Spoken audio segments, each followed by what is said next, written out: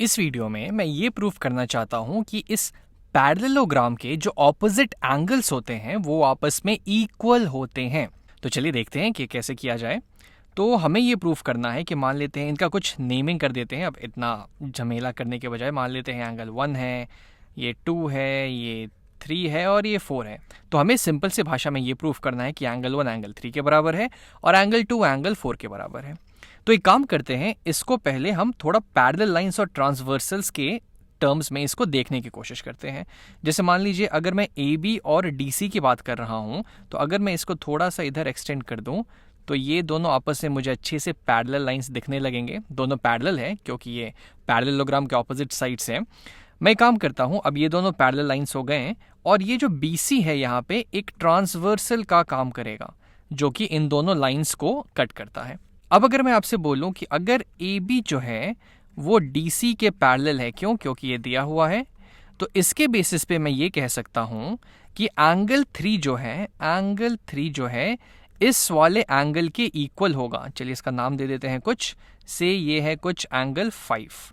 Angle 3 जो है वो एंगल 5 के बराबर होगा और इसका रीजन क्या होगा, क्योंकि दोनों पैरेलल है और ये दोनों ऑल्टरनेट इंटीरियर एंगल्स हैं। ऑल्टरनेट इंटीरियर एंगल्स हैं जिसकी वजह से दोनों इक्वल हो गए। तो ठीक है, चलिए ये बात तो सही है। और अब चलिए अब थोड़ा सा और इसमें ट्विस्ट करते हैं। अब इन दोनों लाइंस को कंसिडर करते हैं। ये जो यहाँ पे है ए डी और ये है लाइन बी सी, ये दोनों भी तो पैरेलल हैं क्योंकि ये दोनों भी तो पैरेललोग्राम के ऑपोजिट साइड्स हैं और इसको ये ट्रांसवर्सल ए बी इंटरसेक्ट कर रहा है।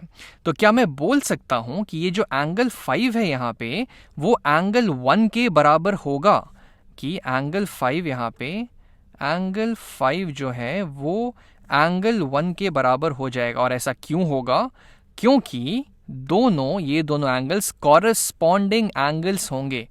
कॉरेस्पॉन्डिंग एंगल्स होंगे और चूंकि लाइंस पैरेलल है तो कॉरेस्पॉन्डिंग एंगल्स इक्वल होंगे ही। तो एंगल 1 एंगल 5 के बराबर हो गया। तो इस दोनों इक्वेशन से मैं ये कंक्लूड कर सकता हूं कि एंगल 3 जो है एंगल 5 के बराबर है और एंगल 5 जो है वो एंगल 1 के बराबर है, यानी कि एंगल 3 भी मेरा एंगल 1 के बराबर हो जाएगा, जो कि मुझे प्रूफ करना था कि ऑपोजिट एंगल्स एक पैरेललोग्राम में इक्वल होते हैं।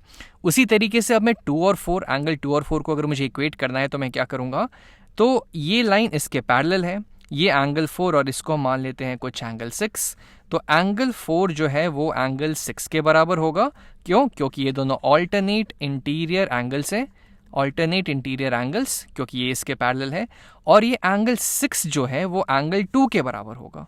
एंगल 6 जो है वो एंगल 2 के बराबर हो गया। Same logic, corresponding angles. तो इन दोनों इक्वेशन को देख के मैं कह सकता हूं कि एंगल 4 जो है वो भी एंगल 2 के बराबर हो जाएगा। तो ये जो है इसके बराबर हो गया एंगल 1 एंगल 3 के, और एंगल 2 एंगल 4 के बराबर हो गया। यानी कि किसी भी पैरेललोग्राम में जो ऑपोजिट एंगल्स होते हैं वो इक्वल होंगे ही।